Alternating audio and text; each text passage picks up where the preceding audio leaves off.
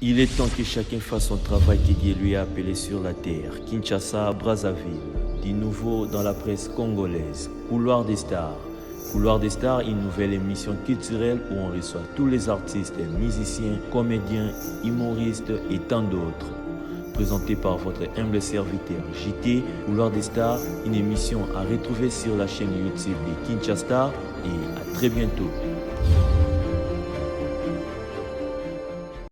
C'est un réel plaisir pour moi d'être devant vous, chers internautes, pour les comptes de l'émission Couloir des Stars, présentée par votre humble serviteur JT. Couloir des Stars, c'est une émission culturelle où on reçoit tous les artistes. Et pour ces premiers numéros de cette émission, nous avons eu les privilèges et l'honneur de recevoir pour vous un artiste humoriste, un père. Pourquoi je l'appelle un père? Parce qu'à travers son école, il compte désormais plusieurs artistes et humoristes qui font sa fierté en République démocratique du Congo et ailleurs. Il est également présentateur d'une émission télé à chaud, B1 Show, qu'on connaît tous. Lui, c'est Dauphin Boulamatadi. C'est avec lui que nous allons passer ces petits moments d'entretien. Dauphin Boulamatadi, bonjour. Bonjour JT. Comment vous allez? Ouais, ça va. Qui m'est allé dans le Zambé, ça va par la grâce de Dieu. Merci d'accepter notre invitation, Dauphin Boulamatadi. La première question est que, parlez-nous un peu, Dauphin Boulamatadi, des 100% blague à B1 Show Télévision. Parlez-nous un peu à BTS au moins l'histoire, à passage, on est à la non, avant qu'on a B1 Télévision, 100% blague, c'est pas directement, parce qu'après 100% blague, c'est la première, on a la première chaîne, on a Bana qui vient officiellement, Global Télévision, chaîne Maman Jojo Mbombo, que je salue en passant. Et après, Global, qui est notre planète télévision. On a Global, j'ai eu l'idée, on a l'émission à 100% blague, on a la traduction, la film, on a des scènes malingala. Après, on a planète télévision. Après, on a Molière. On a RTVS1. Après, on a Kin 24. Puis Kin 24, on a Global B1.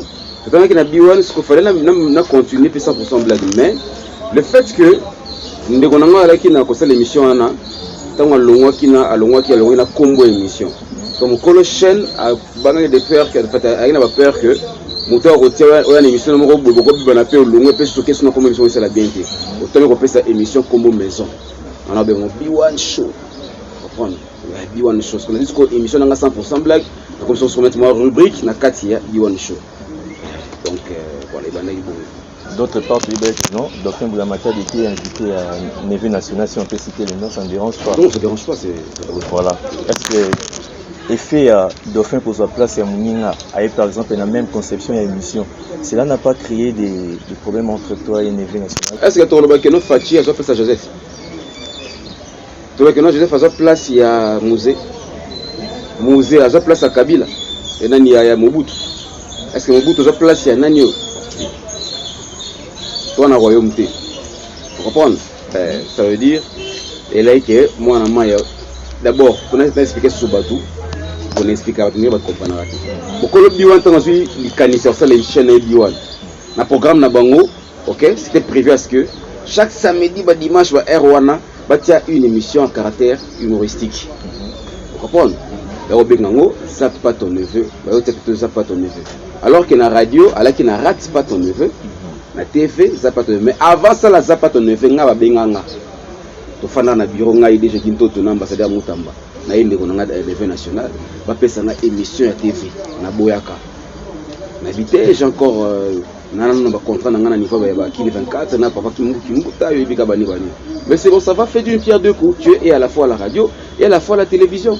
Après ça, la connue, c'est beaucoup de télécommande là-bas à l'émission. Alors, comme du fait que comme deux grands, c'est là toujours le mot Makasi, tu vois. Le featuring, il y a le featuring Gali Garvey na Wata. Ils ont frappé fort. Maintenant, tu vois, c'est le featuring Kofi Olomide na Félix Oise quoi. Vous comprenez? Aujourd'hui, Wake Up, l'album Oti Lelo sur qui va on dirait avec Lelo et Beta Makasi. Aujourd'hui, Beyoncé na Shakira Sakini. Donc tu sens qu'il va featuring Simba. De temps en temps, quand ne veut m'inviter, on ressentit qu'il est ça la bombe. Parce que c'est un grand esprit qui invite aussi un grand esprit. Quand on va écouter banana mon colo chaîne, s'inviter, tu vas suivre des ententes. À qui il qu'on a qui ça là, Zappa ton neveu, je crois, qui est entre Congo et Buto, RTGA, je sais plus. espèce de qui vite. On a pu avoir l'occasion de faire les larrons et on arrive qu'il n'y a nulle part. Alors tant que tu coûtes une ambassade, mais petit, on a dit, mais et tu me bien, ni dans ça, donc libre, on a la liberté. Là, je volé un car, non comme un car, parce qu'on attend sur car, on a bon car, on a un boy, on a pas seulement couleur boy, ah, on a seulement minga boy, ah, on a modifié fait ça, même pas on a modifié qui va, maquina, et on a appelé tout qui n'est pas 10 ans de frappe, 10 ans de B1 show. Donc le 1er décembre, B1 show est totalisé, 10 ans, puis j'en ai annoncé Batou. Va se préparer déjà, il y aura un grand événement le 1er décembre et c'est les 10 ans de B1 Show. Il y aura un spectacle d'humour avec des invités qui viendront de Brazzaville et d'autres coins de notre pays. Donc Baya a déjà prêt pour voir déjà lieu aux places ni les choses à la Nengenin. Mais Baya dit que non, B1 Show va célébrer 10 ans naïe le 1er décembre, c'est un jeudi. Comment passe entre Dauphin Boulamatabi et Neve National? Ouais, personnellement, je n'ai pas de problème avec lui. Personnellement, Dauphin, on a fait ça tout ça, il y a des choses. On a fait ça tout ça. Dauphin Boulamatabi, il y a des choses. On a un problème. Et parlons un peu de votre départ, il y a B1 Show, tant au moment où vous décidez que nous devons quitter. On a vu même conférence de presse aux Alara Péwana. C'était quoi la raison? C'était là que moi, mes ententes sont moquées. Mes ententes sont moquées. Ex parce que Akoufa déjà, maman Hélène, Kaloumi fait à son âme. Moi, mes attentes sont moquées. Kota qui on a banni. Toi, tout ça, mon PC n'a pas que notre boité. Mais après c'est là, donc celle-là il peut être bon ça. Donc ça qui est bien. Et puis je pense que comment quand enfant chéri pendant ma casse il y a défense directrice de Bisson à Koufa. Donc on peut enfant chéri qui m'a cassé. En termes de vitesse, B1 Show à lobby, B1 Show à l'élo. En termes de vitesse, côté gaz, Dauphin à Polo Bandé. Ne pense pas que B1 Show est une mission à buzz, il y a une mission à succès. Buzz et succès, là deux choses différentes. Buzz et l'onglara buzz. Vous comprenez? Les lots.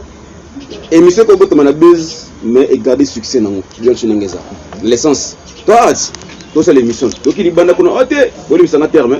Donc moi, on te met la moutakala. Comprends? Donc l'émission tu les bandes là, tout ali, ah, et on cité ba tout le moutakala. Tant moutonga okende, to zongi e fande na mutu na biso.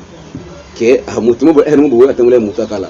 Et quand je fais au l'équipe avenir, avenir au jour où moutakala mouton, ne biwan, je t'en ai bima qui s'ali buzz. Émission et côté pas Batou, ce que Fandi na moto Batou. On n'en parlera plus parce que ils ont la moto Batou déjà. Mais l'émission parce que là c'est le numéro nanga. Na yebi ba appel au Nazwaka. Quand je te dis qu'il y a une émission ça dit 15 ans qui n'a pas fait. Dis-moi que tu veux ça c'est l'émission parce que plein à B1 Show. B1 Show c'est émission EPC Batou Mabala. B1 Show qui c'est Batou Délé ba poto.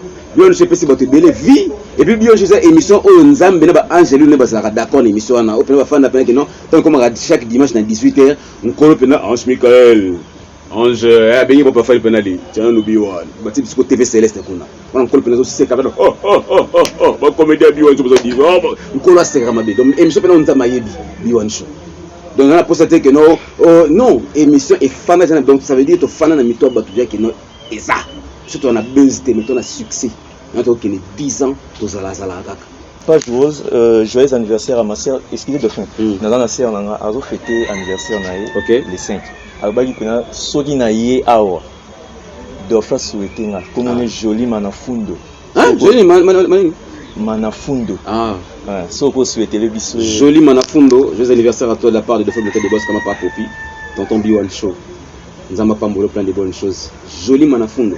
Zalou fundo. Comprendre? Merci beaucoup. J'espère que qui souhaitent de la part des Dauphins. Parlons maintenant de Makamou sur les canaux récemment.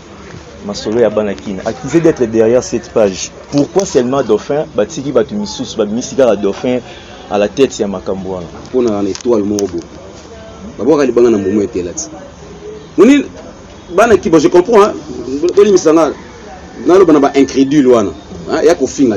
Pour ça, dit Morobo au fini. Les incrédules, les amoutous, ils ont des difficultés à yoka. Moutou, ça, bateau va bien ba tête et mule, ça, moutou ma casse, ma to mangongi. Ba incrédule, on a autant, on va faire des page oh, ça la succès. Mais mon temps, tu es baradé.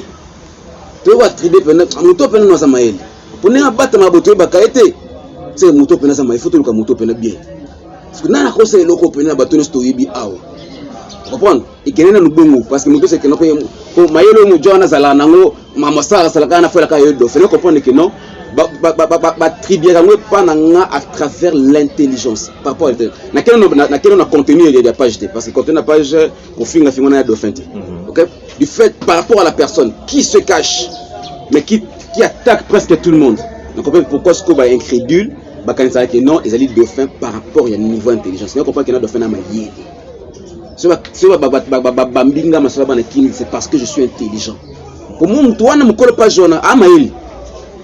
Et puis, mais là, si et comment il a fait un niveau pour taper sur les nerfs, je réfléchis, je me suis dit, et la page, s'il y a une page, c'est qui compte, et ça lit. Alors, facilement, quand tu sais que tu as Internet, bientôt, on a génie Internet. Au bail du pénal comme manipuler par internet si bien. La bien appelle ça un mot on appelle simon c'est casali.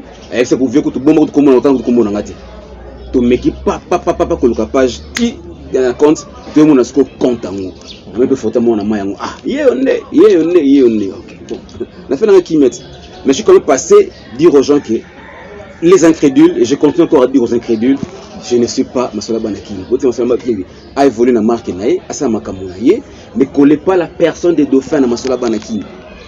Massola Banakini, c'est Massola Banakini. Dauphin complémentaire parce que les lots c'est la preuve. Émission n'a commis sacrifié à cause de Massola Banakini.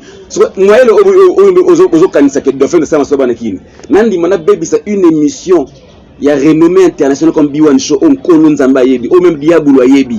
Na bibi sa émission na pour na Massola Banakini. Dans na bibi na artiste après na benga bon soba ah papa. T'as vu micro to ba micro ko to ba ko bo ko émission na ko ni même les la concerné au Massola Banakini finga ba fan tellement bon na c'est quoi que non oh dauphin. Ba ne rappelle pas musicien. Ba tout na rappelle. Merci na Gali Garvey. Va comprendre que Massola Banakini parce que j'ai compris qu'il y a une émission par rapport à ça. Vous comprenez? Na ba oba ko ya. Mais na suka ya deux ça yote te anga été. Donc on a c'est un peu les na propos peut-être Massola Banakini à le blaki. Donc merci par artiste oh ba benga kinga Dr Bill merci Pepa na yo autour nana nous dauphin que ça yo tété la kangate na fait ba argument possible ko pas ki ngati moni lo lend de trop bon na intelligence na bisoté. On vous dit que Massola Banakini est dauphin a une grande émission comme ko le kango parce que on vous a dit que dauphin c'est Massola Banakini. Bon je me suis fait comprendre. Là, c'est justifié, on a sans succès, il n'y a pas de souci. Et moi, ce que je vais faire maintenant, je vais montrer maintenant aux gens que Dauphin n'a sans frontières. Dans la prochaine émission, Dauphin, dans ma propre frère, on Zamba Pambola, on va n'aspect sur la bande. J'ai dit au samedi, au dimanche, j'ai dit la semaine prochaine, on va avoir des petits paterne maestro, Bazeron, Brazzaville, Bazeron, à quoi on a Kiniron, à ça la émission, à s'appeler ça Batouron. Et puis la Kofi de Brazza. Donc loger bango, l'enfant sa bango baye, l'équipe mission bango PC il est pas. Et c'est oh non, ben ça mutu gani Boukari. Donc ben moi na mayanen. Ils a émission production c'est une émission. Notre préférence c'est sacrifier un mot, sacrifier un mot pour garder longévité émission nanga peut-être avec les étrangers. Ceux qui vont il y a une émission parce qu'il y a je pars mais justifier mais les gens n'arrivent pas à comprendre. Bon, à partir d'aujourd'hui, il faut commenter dit mode JKK. Et le mode JKK.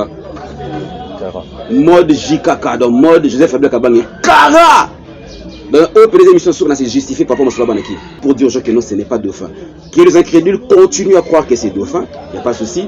Que mes frères artistes continuent à refuser à passer à cette émission et permettez maintenant à Biwan Show de faire la promotion de l'artiste étranger. C'est ce qu'on a.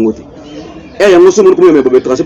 Aussi, on va battre les bosses. On va étranger, on a aussi un peu de valeur. Parce que nous avons bien. Nous préférons dépenser un peu. On appelle ça valeur pas étranger. Que pas nous déconnons, on reçoit peut-être offert. C'est à cause de la publicité, je sais pas moi, Yaf, et quand on est dans Massola Banakini. Yes, moi, avocat, Yaf, ma coloella, taka. Pourquoi on va dire qu'il y a des mots? Il y a des mots dans les mots, est-ce qu'avoir le même sponsor, c'est toi l'auteur? De l'ESCO, admettons que non, Biwan Show, Naza un sponsor, de l'émission, on a Léopard. Léopard, l'équipe nationale, et je te dis Léopard. Dans une émission, émission, le sponsor Léopard. On a abusé du fait que Léopard, les sponsors, on a abusé l'émission. Ils avaient qu'à jouer comme ça. Il n'est pas dans le logo Léopard. Dans le niveau de réfléchir au niveau de bassesse. Dans le niveau de réfléchir au niveau de bassesse. Parce que les Congolais ne sont pas comme ils sont battus. Et on a vu surtout comme un méchant. Ok? Il y a aucun espoir pour Lucas Ko, Makamoto qui a une négritude, qui est panafricanisme, parce que tout le monde la situation va vrai face à l'ambition. Moi, il faut sonner, je vais peut-être choquer les gens, ou choquer peut-être étonner beaucoup de personnes, mais qui diront de fait tu es un aventurier. J'accepte qu'on appelle un aventurier. Mais lorsque toi, par exemple, tu vas découvrir la vraie valeur et qualité de l'ambition. Vous comprenez? On va faire un grand esprit. Tu as affaire à un grand esprit. Lorsque un très grand esprit, comme papa n'a appelé Simbote Samé Masambouki, il sait reconnaître et dire qu'il est dauphin, ou un grand esprit. Et il y a Tika. Donc, la calamité, la vérité, la comprendre. Mais on va faire un effort et sauver la nation congolais. Kolongwana incrédibilité, bozana kolongwana na molimo bozangi kiboyebi. Kolongwana bozangi bososoli. Non seulement les Congolais, mais les Africains noirs, les perdus, on a droit chemin. Le fond n'est pas derrière cette page. Et Toto, à partir de Toki, écoutez l'hôtel pour dire aux gens qui n'ont pas de banaki. Écoutez l'hôtel pour dire ça. Écoutez l'hôtel pour ne pas nani. Pour ça, peut-être admettons. Des fois, Alex Rababani, Alex Rababani, sport, sur les canaux, on a le ça me coûtera quoi sur ça gagne peine à écouter l'hôtel. Et toi, écoutez l'hôtel. Écoutez l'hôtel. C'est comme tu as beaucoup de gens qui ont été ngati, si quoi, ngati. Pourquoi il y a une crédibilité? Tu vas construire la crédibilité. Donc, il faut que tu aies la dernière émission où il y a l'eau. De fait, tu dit pas Joanati. Bonne chance n'a pas Joana. Bonne chance n'a pas les actes. Tu as finga peut-être battu. Propotant, j'étais en train de me défendre. Mais papa n'a pas Joana. Balim, c'est de fait qui kanda parce que c'est la kanda. N'est-ce pas ceux qui noté. Et la moitié de la couleur verte. Il y a noirté et la mauvaise vert. Bien noté. On a encore insisté pour la fâcher qui n'a pas la vert. Et puis ce candidat. Et alors, toi, Batou. Tout justement. Dauphin, vous l'avez de quelle religion? Religion. Bon, pour la religion, on a habité ceux qui sont là, on a dieuiste. Bon, on a tant à la religion, on a tous les catholiques, tous les musulmans, tous les chrétiens, protestants, tous les églises des noirs aussi. On voit des kimbangistes, voilà. Dauphin, Aza, Wapina, liste au total. Bon, on a bien mis Kolo Pénal, Dauphin, pour nous dire Massambokidiste. Massambokidiste occupe quelle religion? Massambokidisme. Monsieur Babi, par exemple, les ceux qui église des noirs. Yosanan, Ouagri. Sobi, c'est simplement qu'il y a Ouagri. Négozana, il y a Ouagri. Tous à Pembe, tous à rouge. La personne raison à Molo. Yosanan. Pourquoi comme noir et armabé pas Bamomba Babaïno? Comme noir, les hommes ne pas biso bakolo race. Tout ce qui est noir est mauvais. Tout ce qui est noir est amabé. Lorsqu'on dit église des blancs, c'est bon. Église des noirs, non.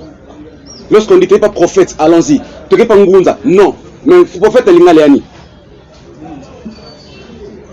Ok? Lorsqu'on dit que non, alors je suis un docteur. Oui, tu n'es pas Nganga. Non. Monganga, Nganga. Comment est-ce que nous sommes comme un niveau, comme une bassesse, même avec Bobi Somoko? Mais voilà pourquoi on n'évolue pas, on ne développe pas. À cause de l'appartenance aux autres, comme on a dit que non, telle bonne église, des noirs, église, des bonnes abonnés. Tout ça, on ne développe pas, on n'évolue pas parce qu'on a importé non seulement la culture, la religion, je l'ai dit, les habitudes, les façons de vivre qui ne concordent pas, qui ne correspondent pas. Pourquoi la race noire, l'Afrique noire est la race la plus souffrant qu'à la façon donc impossible. On peut rester une seconde, te fanir réfléchir sur ce problème. Les hommes noirs, peut-on rester une seconde? Sinon, nous, dislocation, dispute, bêtises, zangatina. Te fanir, peut-on réfléchir sur nous? Pourquoi seulement la race noire souffre? Coup d'état, bisso. Cause la pays moins développé, bisso. Finlana, bisso. Bisso. Bandoki, bisso. Tous c'est les noirs. Quand c'est un blanc, c'est bon. Là-bas, c'est le paradis. Là-bas, c'est le ciel. Là-bas, c'est Dieu. Là-bas, c'est... Voilà. Comment expliquer? Satan, Mutumwindu. On se met noir. Mais aussi longtemps que l'histoire et le blanc eux-mêmes, ils ont écrit des histoires en vous disant des vérités que on vous a détruit. Nous vous avons menti. pour vous anéantir ba commis mutumino tangi et mindele bango ba biso on ba ah to tia ka boy ta niveau mutumino koma ta niveau natina ka batu bobeta na Google otaki bobeta discours ya roi Léopold makamuna koma. Est-ce qu'un vrai noir ne peut-il pas lire cette histoire puis se révolter un jour? Nous sommes pas nous sommes pas douter. Toi ba douter biso. Chocolat est comme le luxe de Katamboka na biso. Pour les noirs, pour les africains. Mais quand on a les autres, Mundele pour iPhone, mututu comme couvre là où va changer la sexualité, va changer le mode de vie à cause de iPhone. En faisant travailler nos petits, nos frères et cousins qui t'amassent à belé cause de ma belle à coltan, en leur payant ba miette moroboé, Mundele qui est en fabrique transformant on sait iPhone pour venir te vendre ici on a pris beaucoup exagéré. Et monsieur pour avoir ça, il faut te kanzoto na iPhone. Tout le bâté. Donc quand on explique tout ça, l'homme noir il veut rester dans la stupidité. L'homme noir veut rester dans la naïveté, dans la naïf. Est-ce que c'est un terme hein? Bon, parce que attends la langue nabiso, ba sumbi la kabiso. Et on trouve ça normal. C'est le mot de se réveiller. On vous demande. Peut-être qu'on va athée, antichrist, même animé. Est-ce qu'il y a un antichrist? Est-ce que l'église des noirs, certes, ton limite? Alors, nous avons un peu de temps pour nous. La conclusion, s'il vous plaît, tu connais ce qui est comme conclusion. Les bonnes choses, il est difficile à être véhiculées.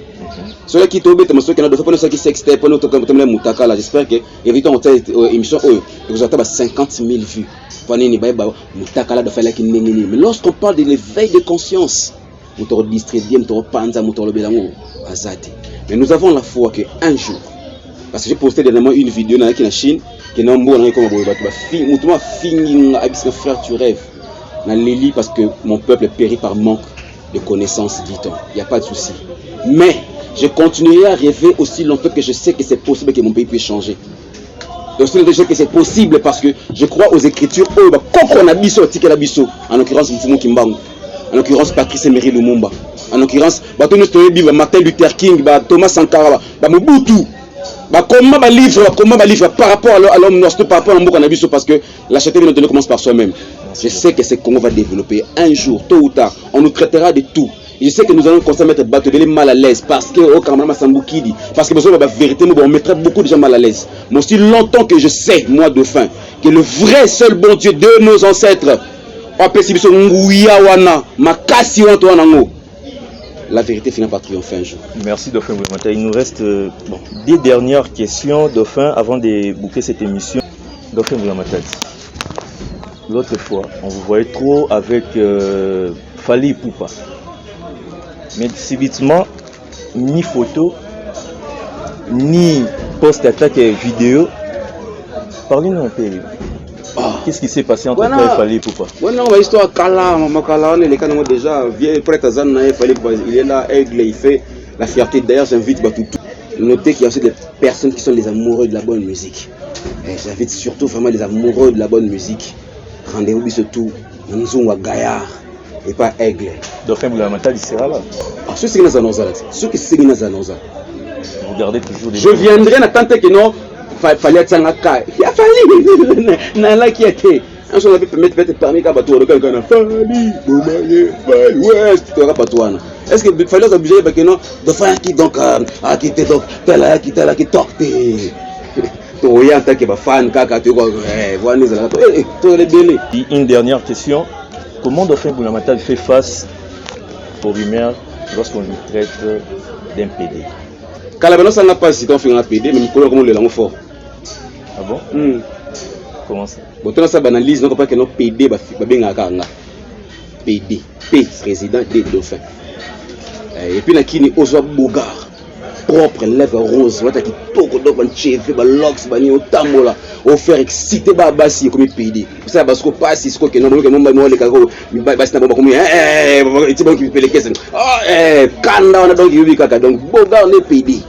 soin na yo la masse soin parce que bon c'est pas pour que aux aya ya penda ba mon collection salité on donne la question de lundi à lundi salité bah ah ma ça semble comme un jaune donc ni wa mobali to ni qui pédale na ya mais beau gosse toujours d'abord que na vie soit bogard là t'as bien sur la bien aux amis appelé to ni mana biso mais toi t'as quand même non qui est sur 4e enfant déjà donc bah watu finga na bango ba cause ko finga et là ça rapide pour anakina na beda na delifa Sydney na princesse no to bota Nicolo or que libanda pe yo bisoni to la kati la fin ya kena comme ba tena mwana yo tout à jour na posta ka lifana ngwa mokenzo bota siko de bale mo bimbo mo na mikili mo mais c'est là quand même bien la tête les femmes na façade ngal biso caché ka ba kana zone donc mi do père de 4 enfants.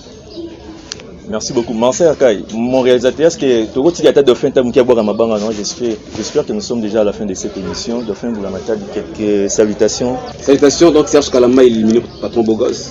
Koso ko vona na Canada, on a fait na bengi kulutu, wati ka da fait chef de code ya kanango.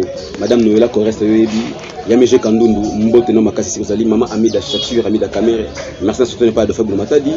Nabo CNPT, l'homme qui assure la sécurité, le général Sylvain Okaso Kitenge et puis la bosse sanité les patrons des patrons, les number 1 de la RDC. On appelle papa, la langue papa. Fachibe, béton.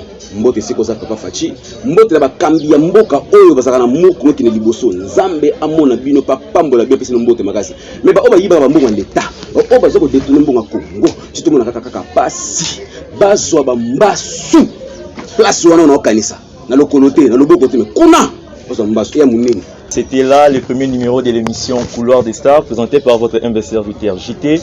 De fait vous l'avez dit. Vous savez ce sentiment, tata, voix mon corps, il y a Fachi Carto, c'est une Fachi Poto boucler émission.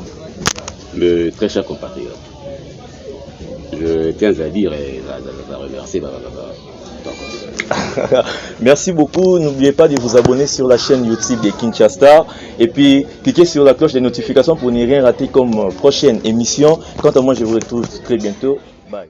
Il est temps que chacun fasse son travail que Dieu lui a appelé sur la terre. Kinshasa, Brazzaville. Du nouveau dans la presse congolaise. Couloir des Stars. Couloir des Stars, une nouvelle émission culturelle où on reçoit tous les artistes, musiciens, comédiens, humoristes et tant d'autres. Présenté par votre humble serviteur JT. Couloir des Stars, une émission à retrouver sur la chaîne YouTube de Kinshasa et à très bientôt.